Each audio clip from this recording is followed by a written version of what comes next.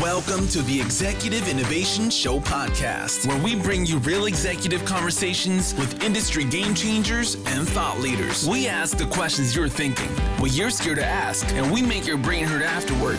With your host, Carrie Chitsey Wells, co-founder and CEO of One Touch Video Chat, live video interviews, and the nonprofit Humans Helping Humans.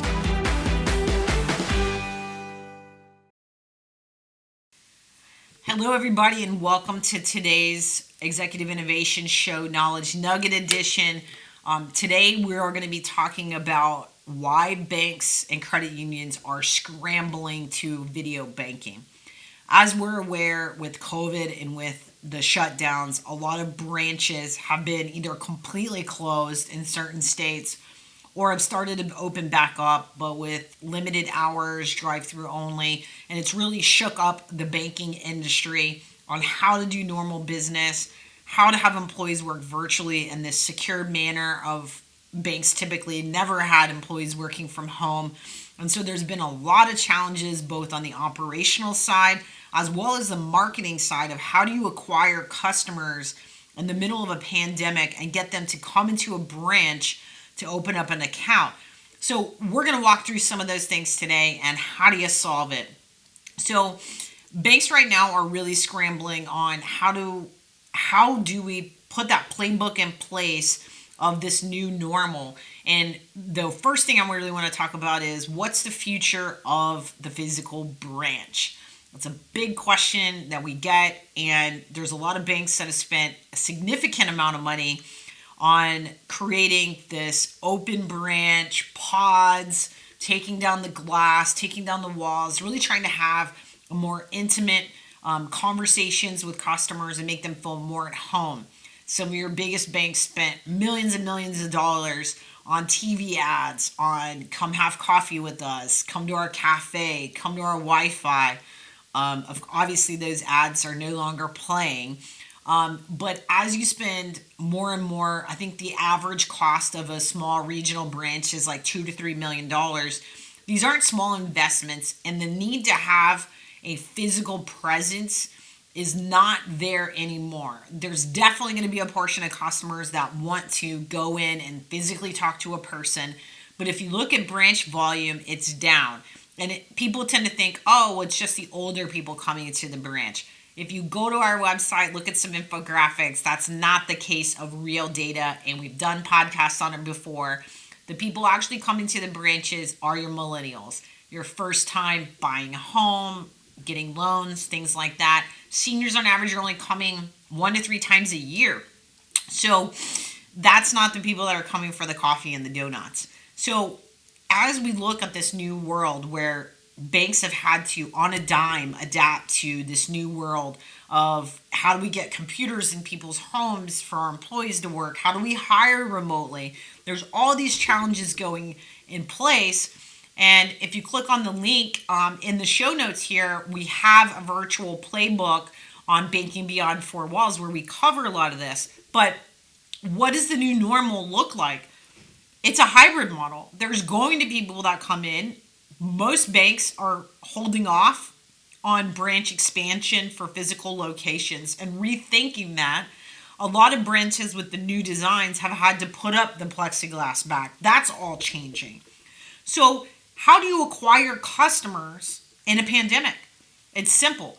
You do digital marketing. I should say it's not simple, but it's simpler. As you look at acquiring customers, if you're doing digital marketing, the biggest issue has been the conversion rate, getting people to get an ad, go to your website, and then making them do a physical application in a location, in a branch, or bringing you a physical driver's license.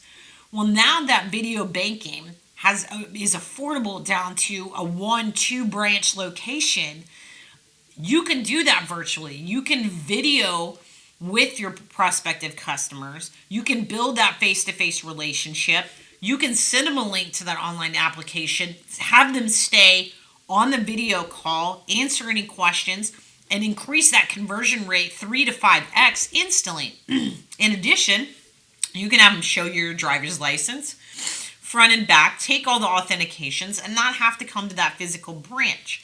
That's where your marketing dollars should be going to, on that conversion, on that competitive advantage in your area of the banks that can't do that. On the servicing side, there's a huge opportunity that's being missed. We're in the behavior pre-COVID of we didn't want to be in the branches. You've got kids in the car, busy business people that don't have time, or blue-collar business people, even all your tech companies that don't have time for an hour and a half to go into a branch. They want to talk to somebody. They're happy to do video, but COVID did make people way more used to using video than pre-COVID. So that has been amazing in the video banking world, that people are used to Zoom happy hours, school, work, all that kind of stuff that made video banking significantly better. So if we look at that, and you're able to service customers, you have your relationship managers, your business bankers, private client, mortgage, wealth management, those type of guys, still having that face-to-face conversation through video with customers. This really allows you to increase that wallet share with those customers, because they're not just banking with you, they're banking with others. So if you're not having those proactive conversations, especially in these times when times are tough and businesses are closing left and right, if you're not proactively reaching out to your customer base and sending them to your website to have a conversation through a video banking platform, to proactively do that, they're going to be, increasing their business with somebody else, or remembering who reached out during that pandemic. So it really allows you the opportunity to grow in so many different areas for banks right now that are really struggling. I think the numbers, the FDC came out of, the revenue across the banks, and it's down dramatically because of some of these areas. So if you can switch some of these levers and move that needle, it really helps from that standpoint. So this is why banks are scrambling. That's today's knowledge nugget. Please, as always, subscribe to get your weekly shows delivered to you. If you have any questions, feel free to submit those, and we will address those on a future show.